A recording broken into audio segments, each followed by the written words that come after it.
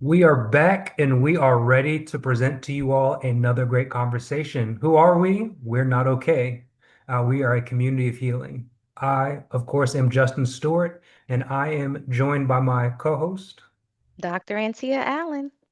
And this conversation is one that you may have felt or one that you were feeling. So make sure to get your notepad out because there will be a lot for you to absorb.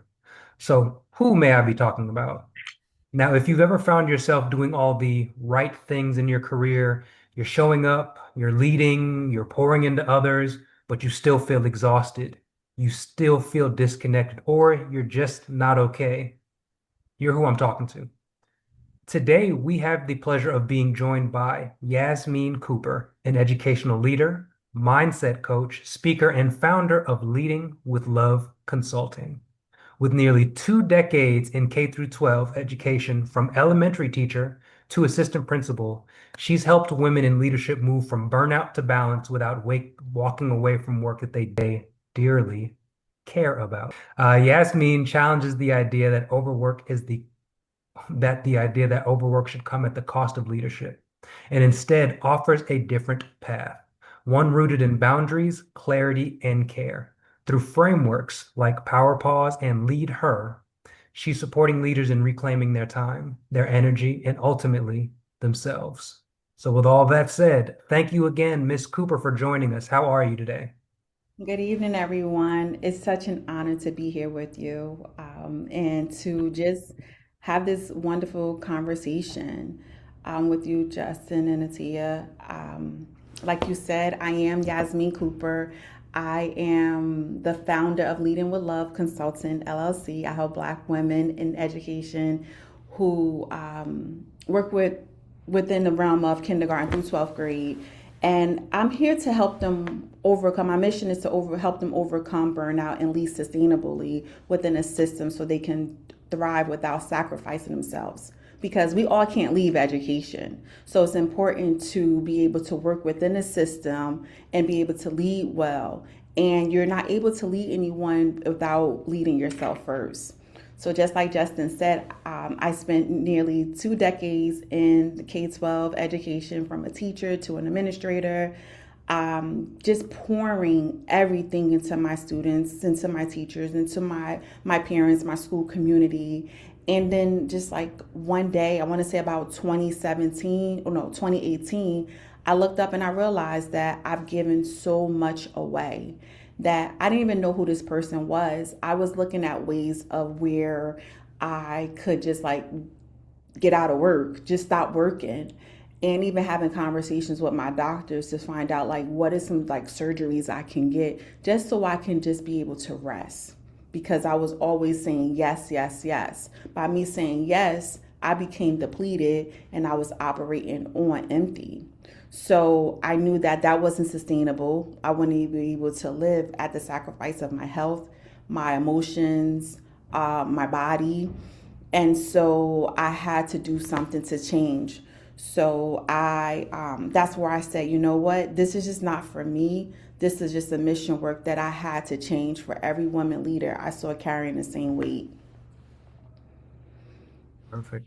And as you've dove in. We appreciate it. It's something that we just like to hit the ground running. So before we get to today, we always like to look back to where we started, and just doing some additional digging for you. We see that you mentioned in an article that this kind of began with a prayer for you. It was you would hit we'll just call it your metaphorical wall in 2019. And just from everything you've described to this point, it's like I've done everything that I can at this point. I kind of feel like I'm getting the short change, or I'm getting short when it comes to all of these results that I may be expecting. Um, when it came to Lead with Consulting, which I believe was established in 2023, are there any other pivotal moments or within that experience when you had to just have that prayer to say, God, at this point, I don't know much more of what I can do. Can you say where you were, just reiterate again where you were at that point, and then what allowed you to see that turn that would obviously turn itself into 2023 and you having leading with love consulting, or even the title of Leading with Love. So, Justin, that's a good question to go back to see like why. I, you know how you, and I don't know I'm not apologizing for my faith, but I am a believer in God. And so, the Holy Spirit did speak to me during that time. I needed to know like why did I have unhealthy relationships? Meaning for personal and professionally. Why did I allow people to abuse me? Because even if you felt, because you're trained as a woman leader, just women in general, that you have to be the backbone to do all things for everyone at the cost, especially Black women. And that's where you look at that work, it's like mother work, and that's coined by Patricia Hill Collins, that you are caregiving for everyone but yourself. So you're taking those things that maybe from inception, from childhood, from what is put on you, and you're carrying that into education because you're serving children, you're serving teachers. And I noticed that like I could just go and say, you know what, I'm in at this district, and I can just go and get another job and apply. But I knew that once I left that district, I did not want to take on the work that I've been doing for so long. I needed to unlearn those things. And so just like I mentioned before, I'm looking like the year before, I'm like, hey, let me go ahead and get surgery, because if I get surgery, actually I did end up getting surgery on my toe, my pinky toe. And I got afraid to take off the 2 weeks that my doctor allotted. So because I needed to be there for the students, but nobody was being there for me. So when I said, okay, you know what? What is the things that I needed to do to have healthy relationships and put boundaries, and had to really unpack. It's like if you think about an onion, when you unpeel, when you peel an onion, there's different layers that comes with the onion, so you get to the root of it. If you look at that, get that vision there. And so as I started to unpeel back the different layers of why I don't have boundaries, and I did deep root. Okay, let me go ahead and look at it, partner with, and find a therapist. I feel like a therapist is like having the perfect shoe. Had different therapists before, but this one I was intentional of the work to do. We talk about self-care, that we can work out, I can go and travel. I love all those things. I do those things, but it was bigger than that because I knew what my next was. I couldn't take what I was carrying in that backpack, that invisible backpack. So I worked deeply with my therapist to find out where did the core root happen, and so I can make that transition. I didn't even have an idea about 2023. In 2019, couldn't even see 2023. When God, Holy Spirit whispered to me about, hey, Yasmine, I thought I was going to pivot into being and going on a trajectory of being a superintendent. And the Holy Spirit's like, no, I need you to do this work, to work with women, Black women in leadership, work with school districts to help them, to help the leaders, but in a social emotional way. So we think about the social emotional learning for students, but I'm thinking about the social emotional leader for leaders. So what is it that you can do? What is the things and experience that you've seen? What is the things that you've helped other women, whether it was before the foundation of Leading with Love Consultant, and how can you take these things? Because I'm a firm believer that the work just doesn't start when you start doing the work. You're already in preparation when you get to the work. So this is where I am today in 2026 of all the things that happen. And I said in the beginning that we just can't leave the field because we need us. How can we work within a system that is set up?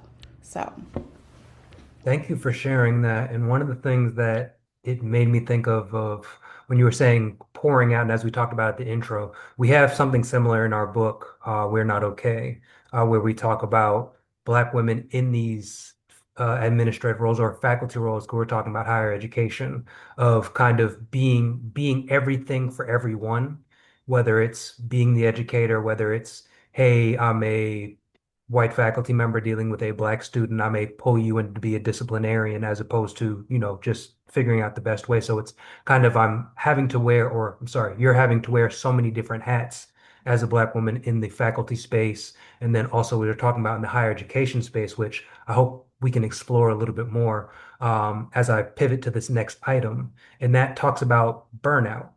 And I think when we talk about burnout, there's a misconception of what burnout is, because sometimes you may think of, oh, I can't handle, someone may say, oh, is this too much for you to handle? Oh, am I putting too much on your plate? And I think we really have to unpack what burnout really is. The World Health Organization defines burnout as a syndrome resulting from chronic workplace stress that has not been successfully managed. So again, I'm curious for you when we're looking at the K through 12 space, whether it was you as a teacher or as you've gone through your transition and being now as an assistant principal, what were areas for those that may be dealing with actual burnout and really let's see if there's misalignment to, oh, is this just too much work for you versus are you all being given unsustainable expectations?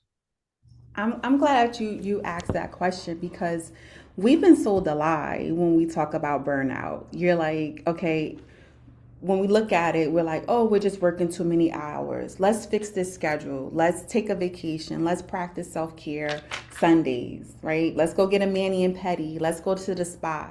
But when you really think about it, that the woman I work with, even myself, we tried all of that. And like I said before, I love a great spa day where I can just relax, not if my phone is powered off. I don't have any connection with the outside world.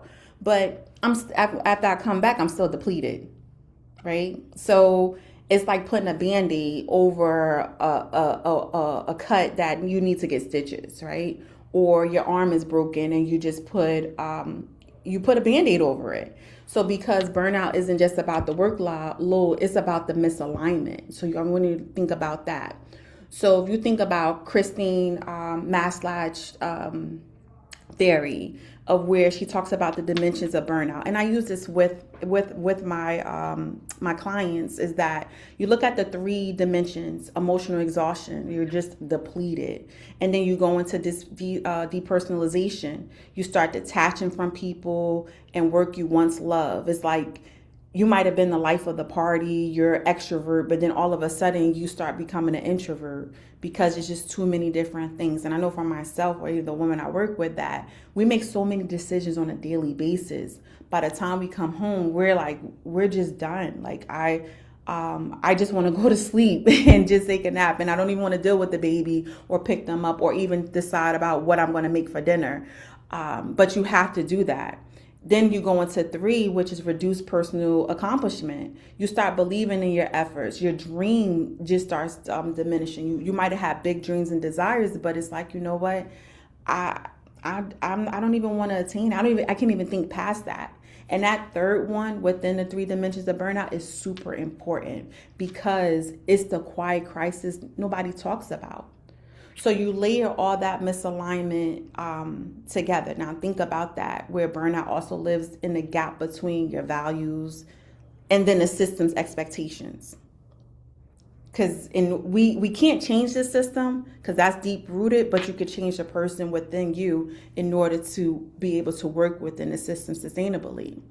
And then you go into where when you deeply value your equity and then the system keep asking you to enforce policies that maybe you believe in, maybe you don't believe in, and you battle with that. That's where that friction is, and you're exhausted in so many different ways that no amount of sleep can fix it. So that's the value of misalignment, and it's a major driver of why Black women in leadership leave the field. And those are things where I have conversations, not even conversations, but the work that I do. I have some clients that have left the field, and it was like, you know what, I just can't do that because when I started in 2000, so this is 2026, 20 years ago, it's not the same. We value test scores. We value getting this. We not even. I wouldn't even say student achievement. We value everything but the child. And if we're not feeding the teachers, we're not feeding the leaders. The children and the teachers will starve. So that's important. And then you add the identity of the identity dimension where that shift. So Black women in education, they're here to like navigate what researchers call like a double bind. So you're penalized for being too warm, like not leader enough, that you have to show in this masculinity because if you think back and look at research, when the inception of schools were, white men were leading these schools, and that women were seen as maybe like in a secretarial role. But you have to, if you're not too, even if you come as a black woman, you become too aggressive, then it's like, hey, you're like this angry black woman. You're too direct because you're exercising your voice. So that identity dimension. So there's a version of yourself that the system fully accepts if you're compliant, but they don't accept you if you're seen too aggressive.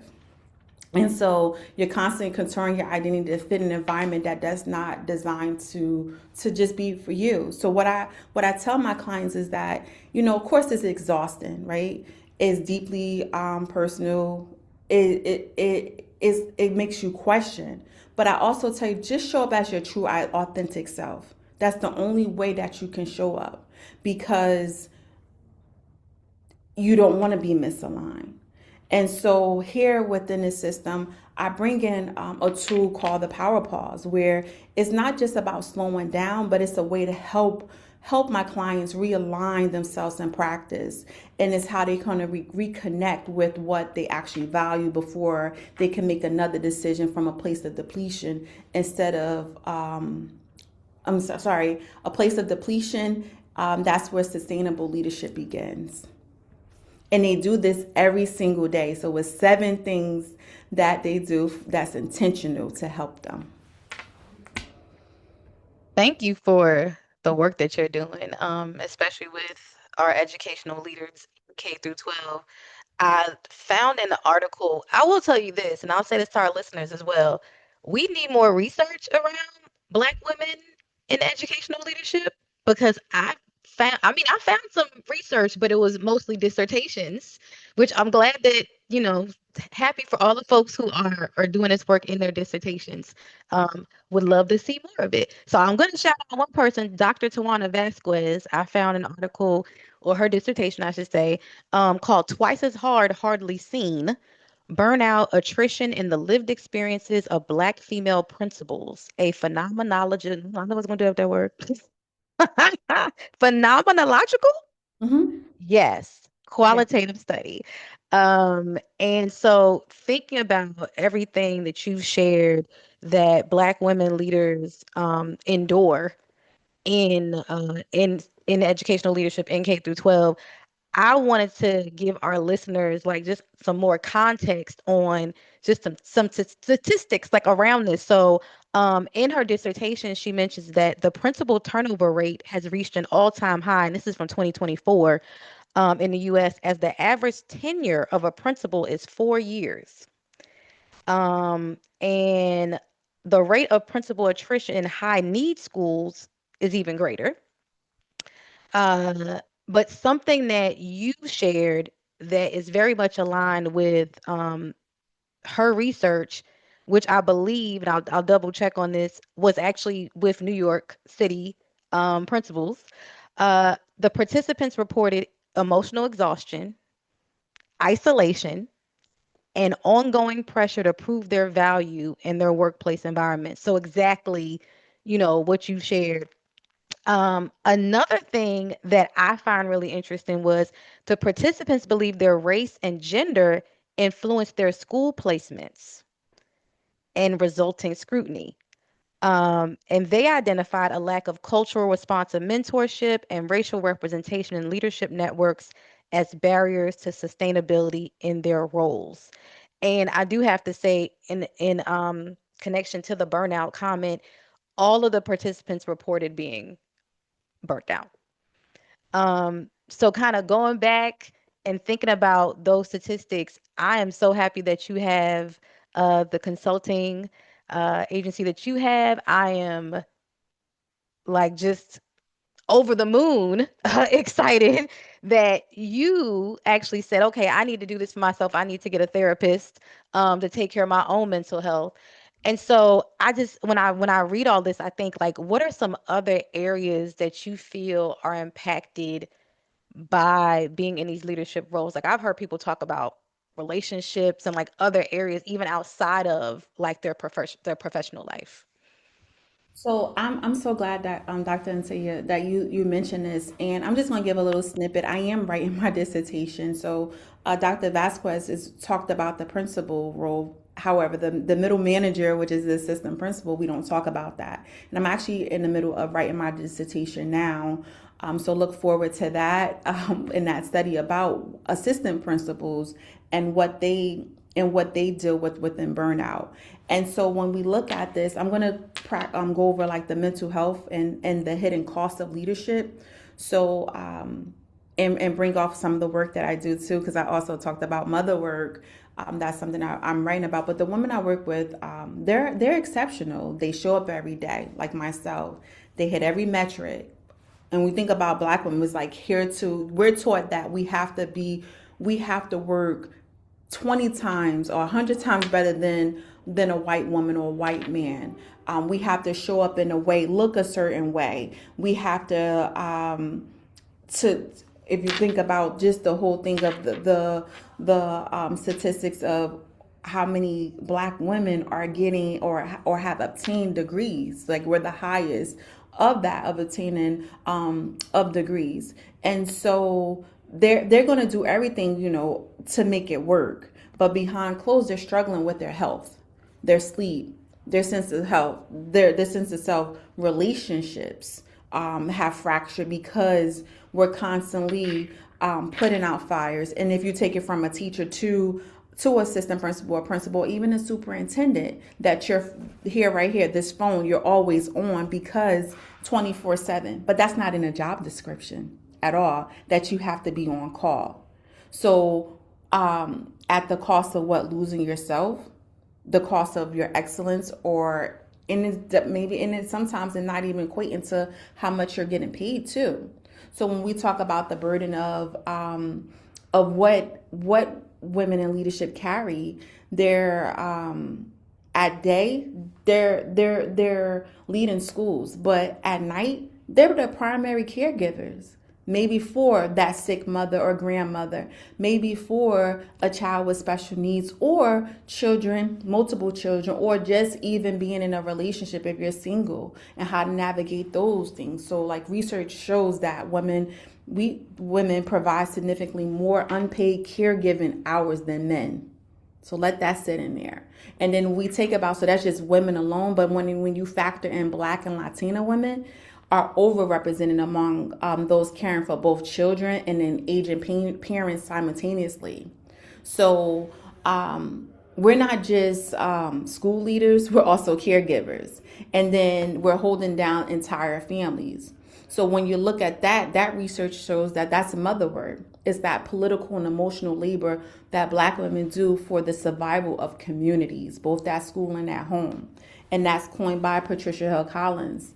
This work is just deeply meaningful, and it's also deeply costly when it's done without support, recognition, and rest. And I'm going to get into what rest looks at, because I believe that rest is revolutionary. So then it takes on this physical toll where you have the chronic stress in leadership. It shows up all in your body. It also look at where you're having things health-wise. So where it's disrupting your sleep, your weight gains, high blood pressure, maybe high cholesterol because the way of your eating. Or even you think about UTIs, when the time that you think about, I can even recall today, thinking about so many things and fires I'm putting out, and this is just today. And I also want to put that in, that although I'm doing the work, and I was faced with this in 2018, 2023, Leading with Love started. And because I'm still working in the field, because remember, we can't leave, but I'm also, and now that I'm writing about this, I feel like this school year, I'm experiencing all the things about that I'm writing about. And so many of the women, they try to normalize these symptoms. But guess what happens? Your body's just going to put you out. And what happens is, because we feel like we have to be on, you get replaced. And school operations continue to keep going on as if you weren't there. And let alone, I had one woman that it got to the point that where her health was declining because, and she was afraid to go to the doctor. And when she finally hit, she had all these different health concerns, and where the doctor really wanted to put her out. And she had to really let me choose me to get myself together and go on a sabbatical. And the school district turned their backs on them. She was there for 15 years leading the school. So you talk about the emotional weight, but also the mental weight, the health weight of why I dedicated so much, and now you just give me your back. You turn your back on me. So um, I look at this as that the powerful things I help women to do is just separate their identity from their role. Not just your principal, assistant principal, even a teacher, but you're a whole person. And that whole person deserves to be well, not just functionally.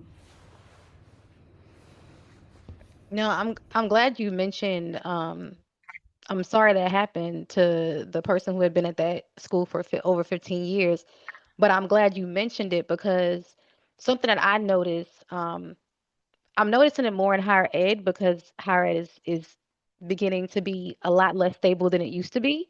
But I definitely notice this a lot with my friends who do work in K-12, where it just seems like no matter the role, there's no sick day.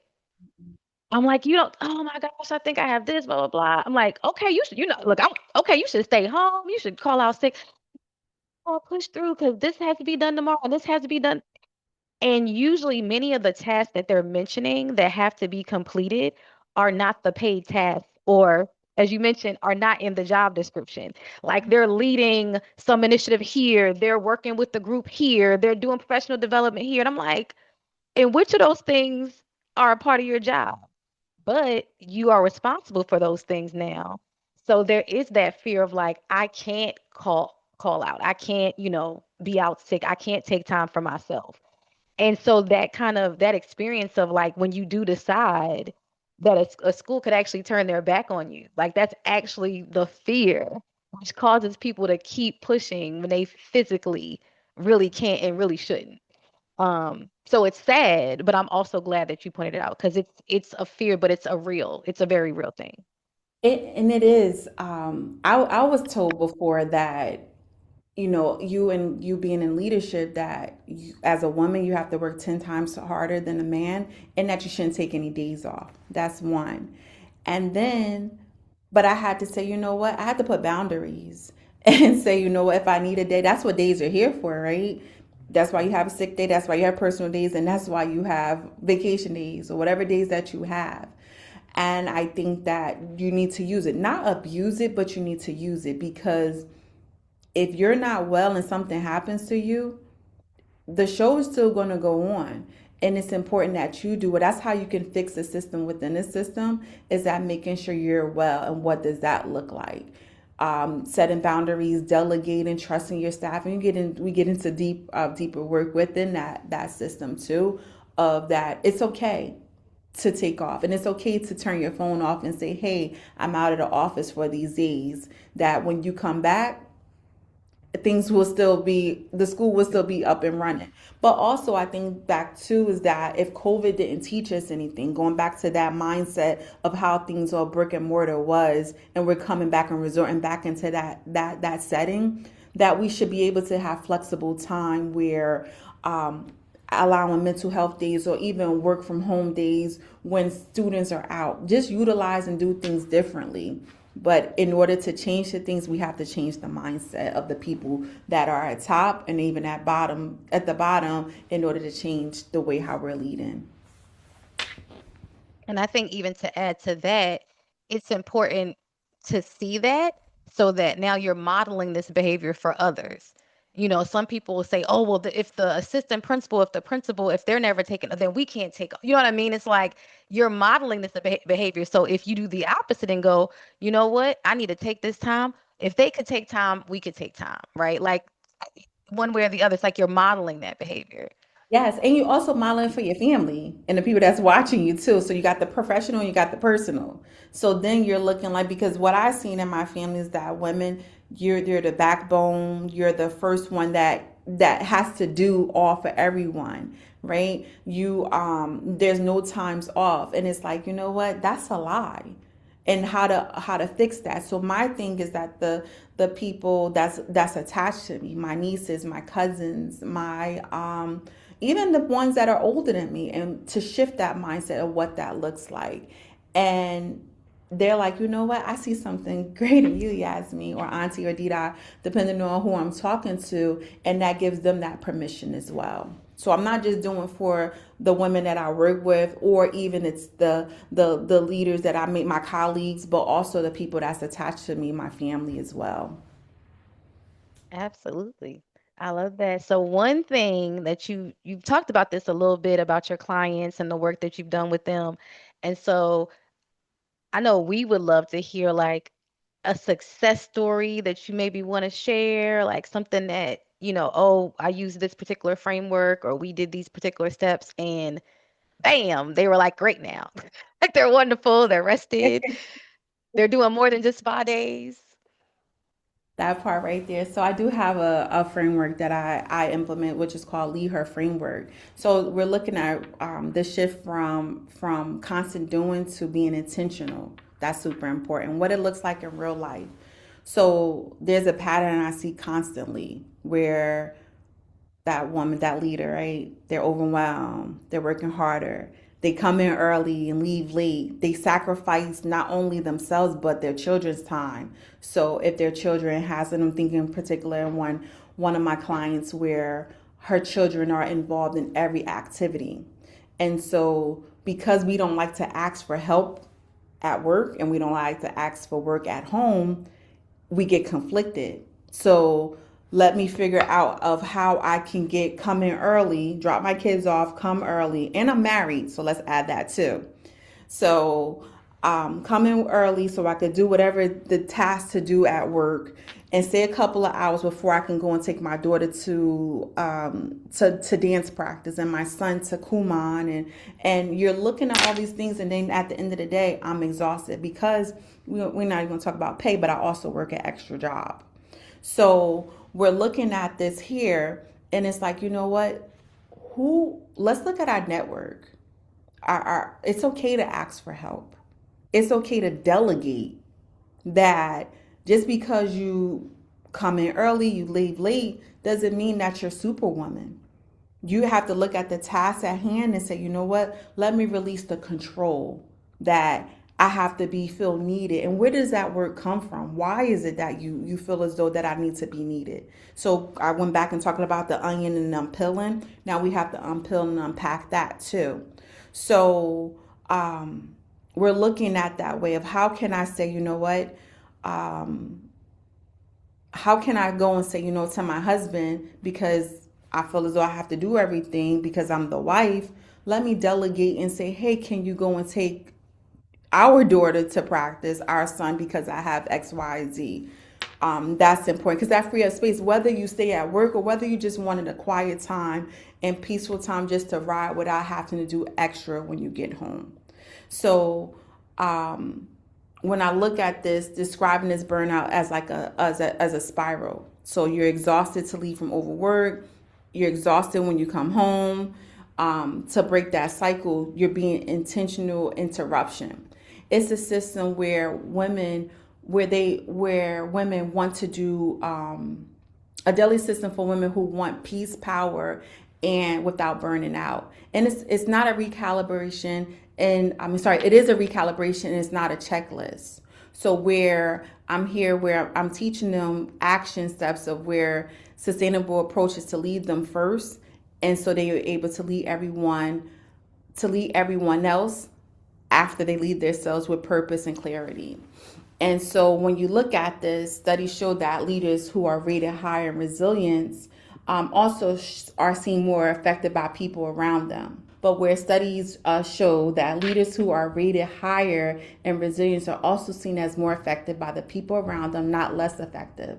And rest and renewal are not retreats from leadership. They are what makes leadership last. So this is the perfect place where I talk about, and I know Justin mentioned it earlier, about rest is revolutionary. And why I call about rest is revolutionary is not about reclaiming something Why I talk about rest is revolutionary is about reclaiming something Black women have historically been denied. Like you get permission to know that no is a full sentence. It's the right to pause without feeling guilty, because that's where my client felt. It was the guilt from work, the guilt from home, the guilt from mothering. And when you look at this, everybody has a job, even your children. You have a job to do, and we all have to work together. And it's in a system that normalizes overextension. Choosing rest isn't a luxury, it's an act of resistance and self preservation. Hmm. I feel like if we were to talk more, what would be the point? I feel like you just closed everything out, but the show will continue to push forward because there's still a lot of great information to pull. But Yasmin, thank you a lot for everything that you just shared. I think for those that are listening, for those that are going to be watching, is just always trying to figure out like, hey, I'm dealing with this day to day. Like what should I do? How do I actually start from the ground floor? So as people that operate in this state of, as you talked about, putting out fires, people that use the terminology of fire drills being the norm, it's being our new business as usual. We continue to push through. These are one of those instances where the expectation is to color outside of the lines when we're talking about our job description. It's, well, you can do more. Don't stick to what's in the box, just color outside the box. And as you mentioned, this whole ideology of no days off. And we're putting ourselves in a situation, or as we're specifically talking about Black women today in this conversation, how you become that elastic band that stretches to the point where it snaps or the elasticity is gone. So it's just figuring out a way to move and approach that, as we've been saying, is more sustainable, is more healthy, and is something that is going to allow you to continue to thrive and push forward. So as we really reflect back on what we talked about, if I was an individual that was thinking, hey, I'm going to do a 30-day challenge, the top of the month, how would you outline whether it was one or two things? I know you talked about saying no, but if I'm a leader, whether it's personally or professionally, and I said I'm going to start a 30-day challenge of being able to shift toward this alignment of sustainable leadership, what would be your recommendation? What are some simple things that you think that an individual would start doing if they were saying, hey, I listened to this conversation, it's been great. How do I start from the ground floor? Okay. That is something that's needed too. I keep talking, going back to like, hey, spa day, take a vacation, but giving you actionable steps, right? And so I do want to give the listeners something that they can actually use and not just practice self-care or better or help you set better boundaries, but looking at these three specific practices grounded on how, even thinking about emotional intelligence and how it works. And this is what I use with my clients, and this is what I use, I live with myself. I use this on a day to day. So, number one, I want you to think about this. Name what you're feeling before you act on it. Sometimes we could just go, someone comes to you, whether you're at home or whether you are at work. Don't respond. That's self awareness. So self awareness is like the foundation of the emotional intelligence. And most leaders, we tend to skip this completely. So we go straight from trigger just to reaction. And I want you to think about this. I want you to give yourself 60 seconds to check in before anything that's, whether it's minute or whether it's a high stakes conversation or decision that you have to make. Give yourself time to just pause. Think about it. Don't act on it, because sometimes we can act on emotions, and be able to say, what am I actually feeling right now? Where is this emotion coming from? And that pause changes everything downstream. And then I want you to look at number two. If you look at when you want to identify your the most misaligned areas, because we talked about burnout versus misalignment, and I want you to ask yourself, where does my energy feel most drained? It's like a drainer. Like, think about it. Where is it? Having that time to check in. And is it because of the workload, the lack of control, feeling unseen or unrewarded? Some to name a few. Maybe being isolated or feeling treated unfairly, depending on where you're working, or acting against your own values, what you value. And I want you to name that specific source of the drain in the first step to name that dream, but then also take that first step to address it intentionally. So if it's a work friction between you and a colleague, and every time this colleague enter a room, I had a client like that where they had to work together. And so whenever she entered her office, it shifted. She knew what to expect it. She tried to create the atmosphere by playing certain music, gospel, things of that nature to say, you know what, I'm not going to allow her energy to shift this, but also to come in and have that conversation. So like you think about when you have norms for a meeting, you want to have a norms and have that conversation in order to be able to work effectively together throughout that duration of the time, or even whether it's the school year or throughout the school. So the energy doesn't shift if you don't say anything about it. And then I also, number three, looking at ways of protect, like a one non-negotiable. Like, not I'm gonna turn my phone off at 6 o'clock, or I'm not gonna check emails. But no, it's a non-negotiable. It's not a self-care routine. When you're thinking about this, it's naming that one thing. Whether you're going to sit down and say, you know, I'm going to have lunch. And at 12 o'clock, from 12 to 12:30, it's uninterrupted time. Whether you have to tell your secretary, whether you have to put a note on the door, everyone knows that from 12 to 12:30, Yasmine is in her office where she is having lunch. Or from 12 to 12:30, instead of being everywhere in the building, I'm going to go take a walk just to get some fresh air, because that's some things that we just don't do. And when you look at this, research actually shows that even like that small, consistent restorative practice have significant protective effects. And this is not a goal. The goal is not perfection. It's one anchor that tells your nervous system that, you know what, Yasmine, you matter too. So I do have, like, within the things that I do, I work with women, because I always talk about my clients too, and within myself, where I have a 6-week cohort where Lead with Love from Burnout to Bliss. And it's about transformational experiences, transformational leadership. And we're women, we spend 6 weeks together reclaiming our energy, setting boundaries without guilt, building sustainable habits, so they can lead with confidence and balance. And it's just not a class, but it's a community. And this right here is just so valuable. It's here where we're looking at how to help that social emotional leader. And, you know, burnout is not a personal failure. And I want you to think about that to the listeners. It is a predictable response to conditions in a system that just didn't have you designed. Let's just be frank. You are not the problem. But what I want you to do is that you have the power to change the relationship that you have with the system. And it starts from the inside that goes on out. Thank you for that. I was making mental notes of all this. Unlike the listeners, I get to replay this back over and over again if I forget any of this. So thank you.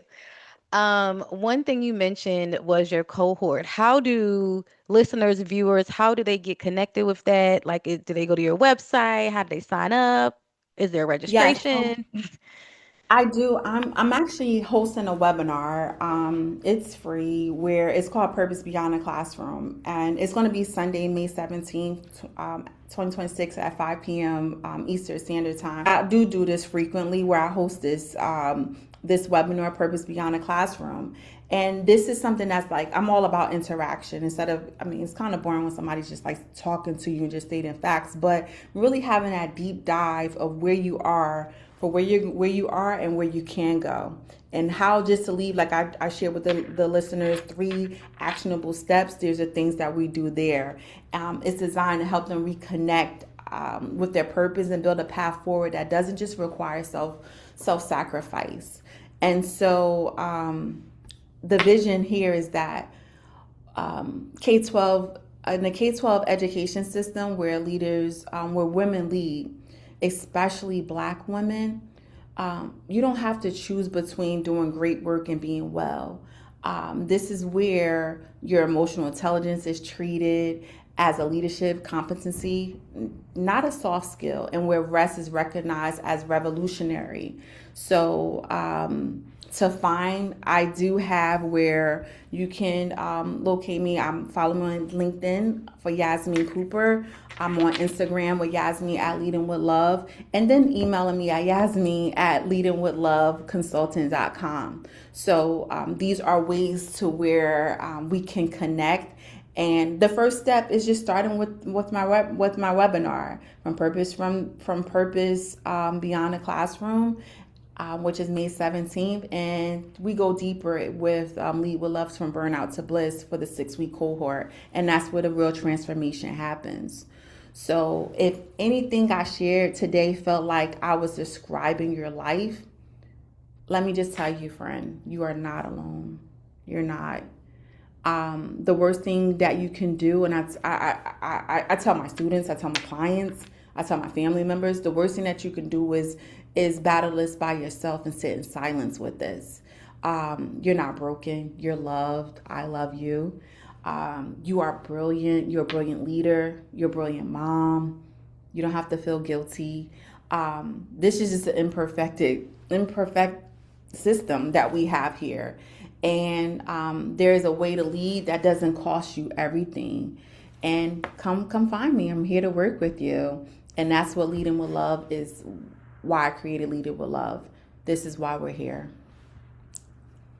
Thank you. I have a new merchandise for you. It has to be like these affirmation audio that somebody can listen to in the morning. You are just an imperfect system. I'm like, okay, I could listen to this on repeat like every morning before I get ready for work. Thank you. Because you start blaming yourself, like Yeah. why, why is this? Like, no, it's not you. Now, um, this is something that's many years, but what can you do to work and be able to be free, have permission to have peace? And I believe that free people.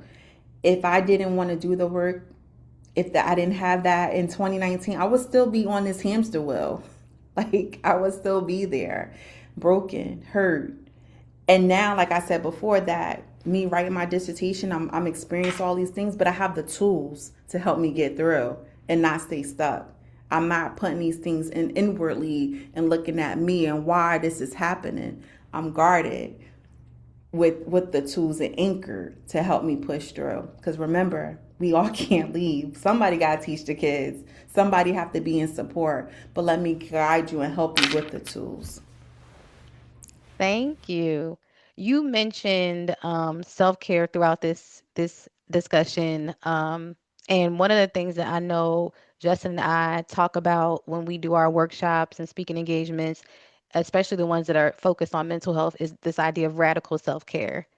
And one of the pieces of radical self-care is joy.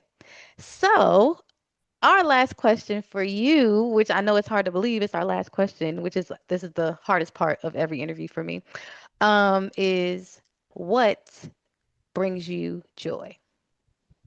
Mm, what brings me joy? It's so many things that brings me joy. I think that if I look back on the work that I thought I was gonna be like a stockbroker, right?